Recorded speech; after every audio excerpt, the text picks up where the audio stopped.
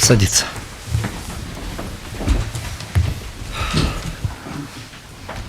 Так, мы прокуратуру закончили, да? Представители ГКНБ, вы оба будете выступать или? Один. Один, да? Пожалуйста, пройдите к трибуне. Так, ваша фамилия? Сабыров, да? Куанычбек. Слово предоставляется Сабырову Куанычбеку Сабыровичу, представителю ГКНБ. Пожалуйста. Уважаемые судьи, уважаемые председательствующие, уважаемые участники заседания Конституционного суда, от имени Государственного комитета национальной безопасности Кыргызской Республики относительно ходатайства адвоката Айткулова в интересах Бакиева Хурмек Салиевича о проверке соответствия статей 243, 251, 253 нормативного положения абзаца 1 части 1 статьи 256, выраженного словами «следователь после ознакомления с материалом уголовного дела участников процесса и разрешения их ходатайства составляет обвинительный акт части 6 статьи 296, части 3 статьи 412, пункта 3 части 2 статьи 421 Уголовно-процессуального кодекса, а также части 2 статьи 403 УПК Кыргызской Республики, хотел бы выразить позицию нашего ведомства.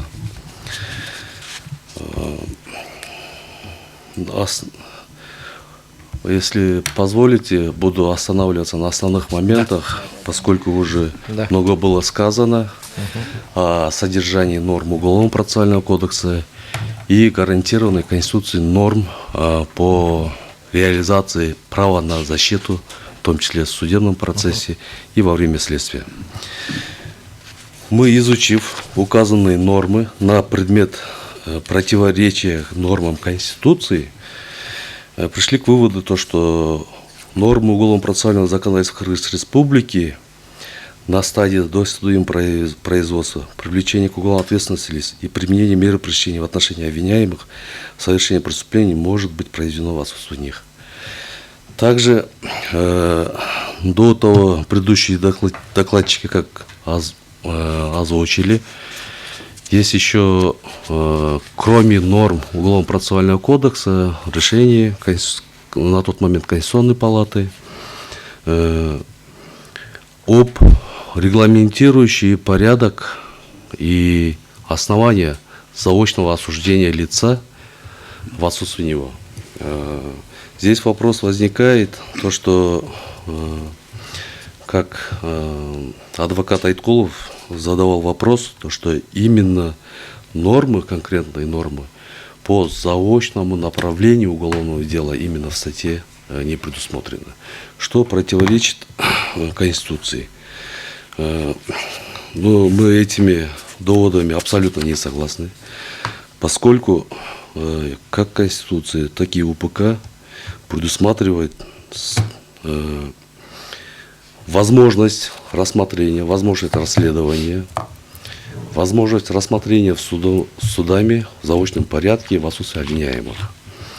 Хотел бы отметить, что уголовно-процессуальное законодательство Кыргызской Республики, начиная с 1999 года, это первоначальная редакция, как со дня принятия независимости Кыргызской Республики, после этого в 2017 году, в последующем 2021 году и 2022 году так масштабно и кардинально менялись, вносились новые нормы. В том числе хотел бы отметить что любое законодательство, оно должно и подлежит совершенствованию. Вот на всех этих стадиях изменения уголовно-процессуального законодательства всегда нормы Уголовно-процессуального кодекса содержались и принимались в соответствии с нормами Конституции. Во-первых, Конституция гарантирована что лицо сам лично, либо через профессиональных защитников, в частности адвокатов, реализует свои права на защиту, на справедливое судебное рассмотрение, на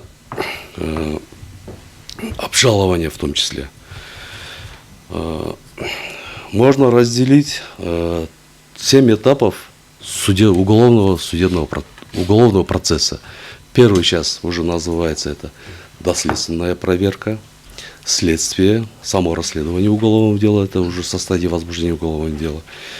После этого уже идет судебное рассмотрение, судебный процесс первой инстанции, второй инстанции, третьей инстанции.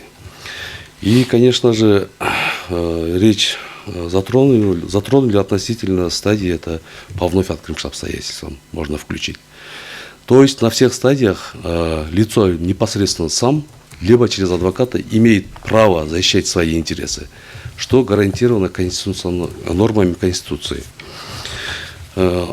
Относительно того, что не будем углубляться и акцентировать именно о конкретном деле, да, то, что адвокатом был озвучен по конкретному делу в отношении ряда уголовных дел, в отношении бывшего президента Кыргызской республики Бакиева Курмека Салиевича. Да.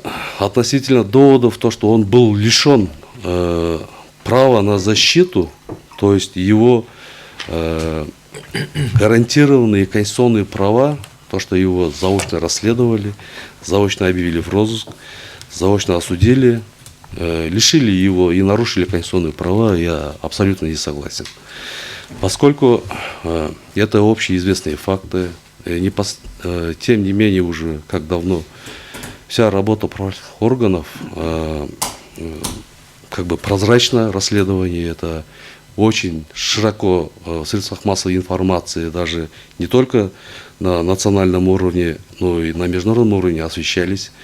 То есть лицо на тот момент, находящееся в розыске, он вполне был осведомлен, то, что в отношении него проводится расследование, в отношении него проводятся разные мероприятия, и в последующем в отношении него проводятся судебные заседания.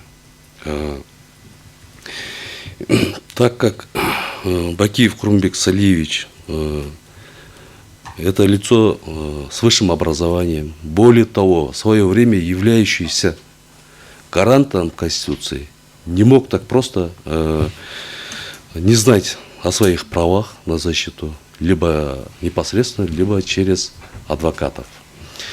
То есть относительно своей позиции по участию в ходе расследования в уголовных делах и в последующем судебных заседаниях ни устно, ни письменно каких-то заявлений об участии, либо в принятии участия, таких заявлений не было.